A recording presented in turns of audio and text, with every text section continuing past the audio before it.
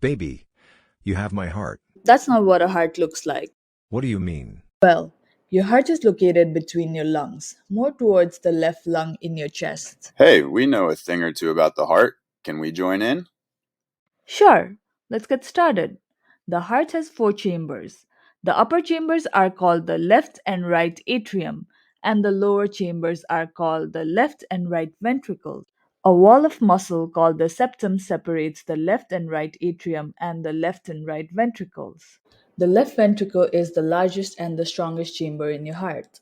In a normal individual, the left ventricle's chamber walls are only about a half an inch thick, but they generate enough force to push blood through the aortic valve into your circulatory system. It will present itself in a roughly conical shape.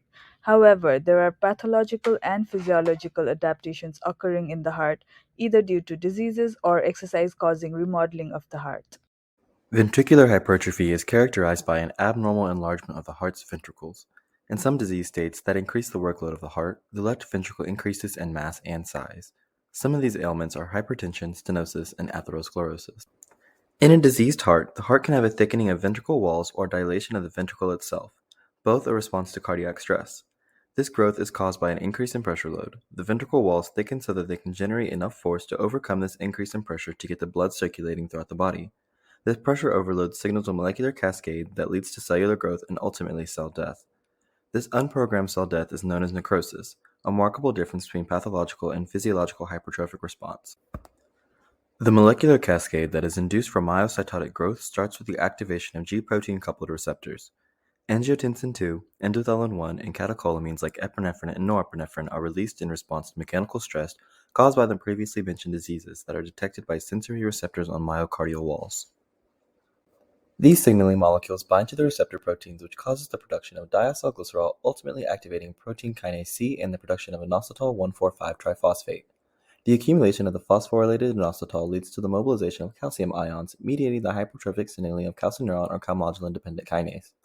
The increase in calcium ion causes a sharp rise in action potential, causing the muscle to shorten and contract. Calcineurin then activates the nuclear factor of activated T cells, which then promotes the transcription of developmental genes, causing significant growth in the myocardium. Oh, hey, I didn't see you guys there. Hey, we had a question for you. Does the athlete's heart differ from normal healthy individuals?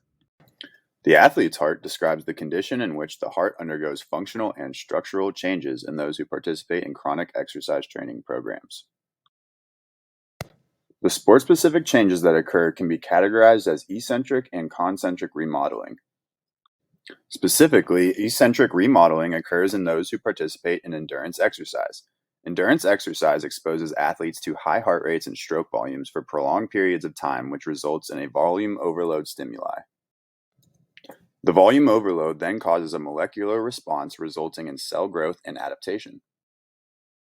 Due to sustained durations in a state of volume overload, the heart will adapt by dilating the chamber of the ventricle to accommodate these chronic increases in stroke volume. The thickness of the walls will also increase due to the moderate increases in blood pressure, and this in combination with ventricular diameter dilation is called eccentric remodeling.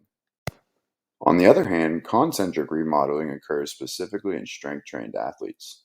Strength training is considered a static exercise, and therefore stroke volume or the volume overload stimuli is not affected.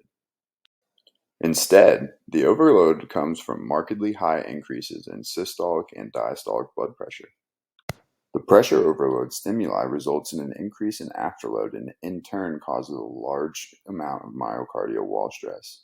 Increased wall stress results in the same molecular response and is the biggest contributor to ventricular hypertrophy in strength-trained athletes. However, since there is no volume overload, the diameter of the ventricle remains unchanged or even slightly reduced due to the increase in wall thickness, and this is called concentric remodeling. Due to the volume and pressure overloads being physiological mechanisms and natural responses, the structural and functional adaptations that occur following either strength or endurance training are reversible and cell death does not occur. So now do you understand the heart?